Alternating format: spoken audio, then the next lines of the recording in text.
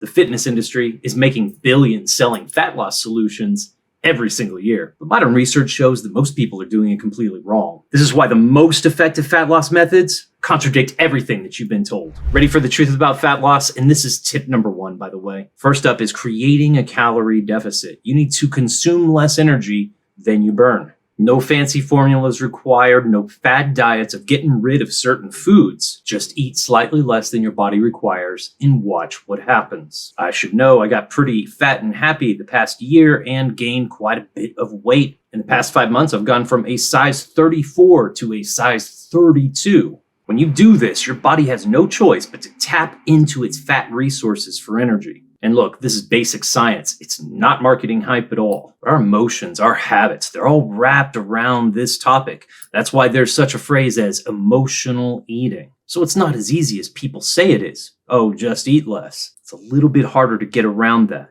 And part of the journey into creating incredible lasting fat loss is usually pretty messy, emotional, and it gets intense. To make these changes in our lives, we're having to kind of rewire our minds in a certain way, which I'll get into in later videos. Today, I'm talking about some factors that you're probably not considering and how to turn it all around and keep the fat off for good, if you choose. I'm John Gentry, JG for short, and for the past 8 years, I've been using evidence-based exercise to help people turn their lives around.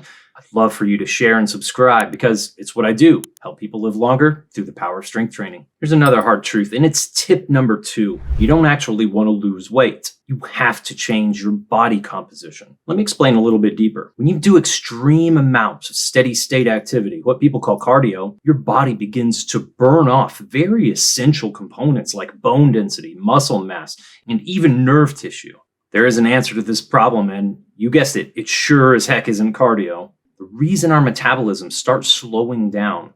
At age 27, we start losing half a pound of muscle every single year. So yeah, the dad bod that happens around age 40 or so, it's reversible and it's simpler than you think. It's all about gaining muscle. And look, I'm not talking about the sport of bodybuilding. I'm not talking about Arnold Schwarzenegger. Science-based strength training is for absolutely everybody of all ages. Anyone at all ages can double their strength. When you do that, your body simply becomes a fat-burning machine. And in a resting state, your body just burns more calories, doing nothing. In fact, when people say that their metabolism has slowed down over time, what they mean to say is that I'm losing muscle mass. This is called sarcopenia. It's just the loss of muscle mass over time. When you turn age 55, you start losing a whole pound of muscle a year. If you challenge your muscles weekly with intense strength training, you will get incredible results that ends up in a much higher metabolism. Your body is essentially the fountain of youth. Do strength training.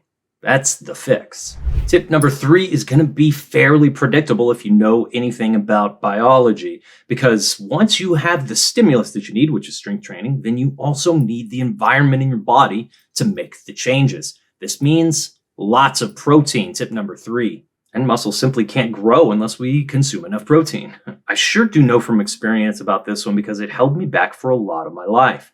Just recently, I started getting all of the nutrients that I need, meaning the protein and almost all of the carbohydrates my body needs to get great muscle growth. And I continue to see progress, just like you will. If you're in a calorie deficit and you're losing fat currently, you're doing strength training, I suggest that you get 1 gram of protein per day for every single pound of your target body weight. That means that if you want to weigh 170 pounds, you should be getting 170 grams of protein per day in your diet. For most of us, that means breaking it down into 5 mini meals, getting a couple of shakes in per day, but really basing that around animal protein if possible. And look, I'm being as honest with you as possible here. Here comes the difficult part. Tip number 4, and I'm sorry, not sorry, you need to cut out as much refined sugar as possible. I'm not saying go all crazy. If your current diet consists of tons of refined sugar, you'll want to slowly step back from this for sure. This means cutting out sodas, replacing them with a no-calorie option. This is another one of those topics that gets really deep into the emotional territory, especially when you consider that alcohol is a refined sugar. And yes, I'm saying if you want to maximize your fat loss, you need to cut out alcohol. Not only is alcohol pure sugar and is setting you back every time you consume it, but it puts us in a state of mind where we are more prone to break our diets. The worst thing about alcohol is that it has stacking effects. Once you reach 2 to 3 alcoholic beverages a day, protein synthesis, your ability to break down protein and build muscle, is inhibited severely. This goes up with every amount that you drink extra. So technically, I'm not telling you not to drink, but I'm telling you it would be a whole lot better if you didn't ever drink. Here's the big kicker about alcohol, though. It keeps us from getting quality sleep. That brings us to the real game changer that most fitness experts don't even tell you about. Tip number 5.